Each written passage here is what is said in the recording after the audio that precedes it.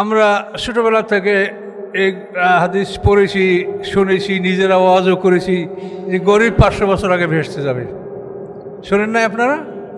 এটা হাদিস কিন্তু এভাবে বলা আছে, আল্লাহ রসুল সোয়ালিকেল আনসার, মানে আনসারদের যারা গরিব তাদেরকে লক্ষ্য করে বলছে যে তোমরা দুঃখ করো না, গরিব 500 বছর আগে ভেসতে যাবে।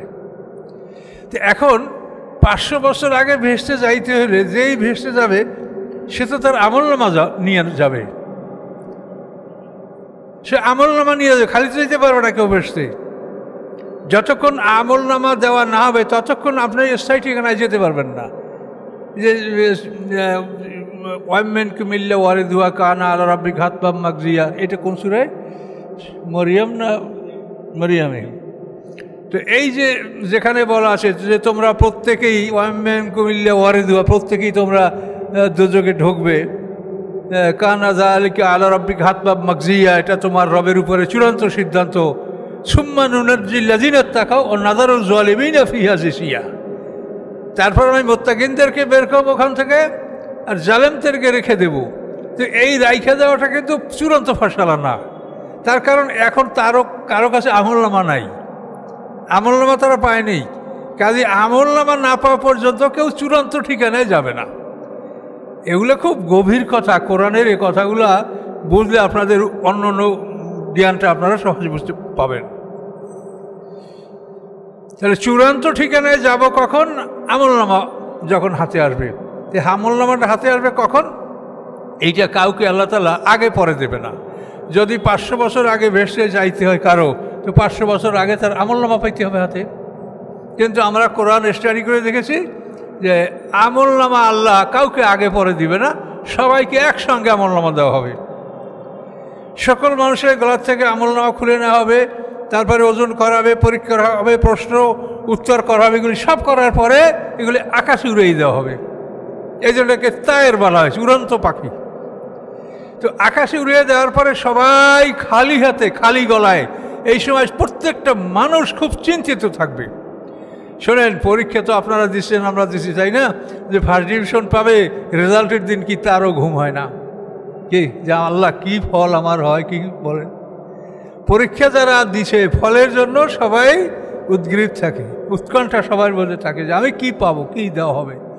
তো এই জন্য আল্লাহ সূরা জাসিয়ার মধ্যে কথাগুলো আল্লাহ বলেছেন, অতারা কুল্লা উম্মাতিন জাসিয়া।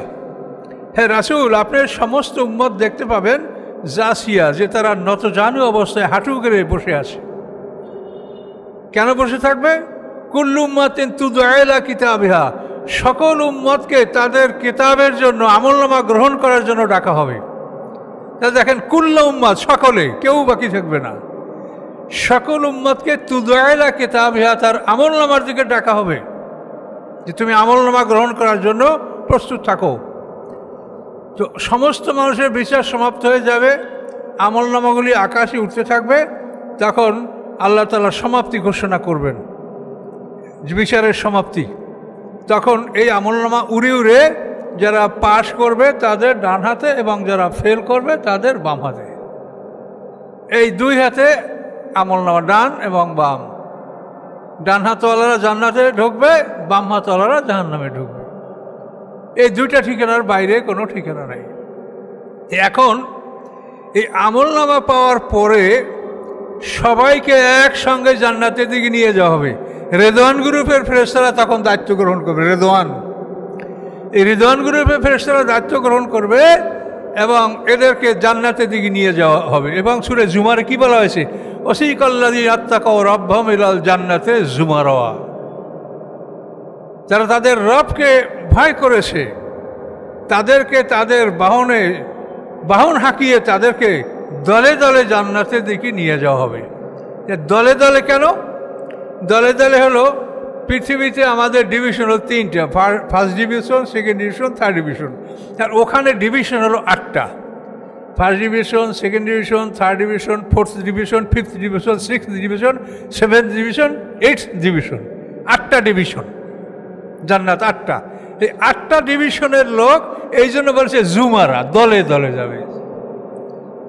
এই মানুষগুলা দলে দলে এই জন্য যাবে। এখন প্রত্যেকটা মানুষের সাথে তার ফেরেশতা থাকবে, গাইড, যে এই জান্নাত তো ছোটোখাটো বিষয় না, বিশাল বিশাল বাড়ি।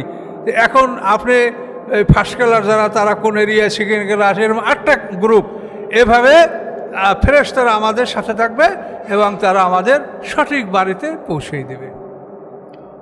আমলনামা আমাদের হাতে গলায় থাকবে, এটা গলায় অথবা ডান হাতে বাম হাতে 2টা ভর্তি থাকবে।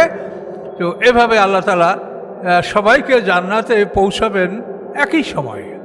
তাহলে 500 বছর আগে জান্নাতে কেউ যাবে না। তার কারণ এটা চিন্তা করলে বোঝা যায়, আপনি গন্তব্যস্থলে যাওয়ার জন্য রেডি আছেন, কিন্তু যদি 1 ঘন্টা লেট হয় তাহলে তো আপনার মাথাটা গরম হয়ে যাচ্ছে।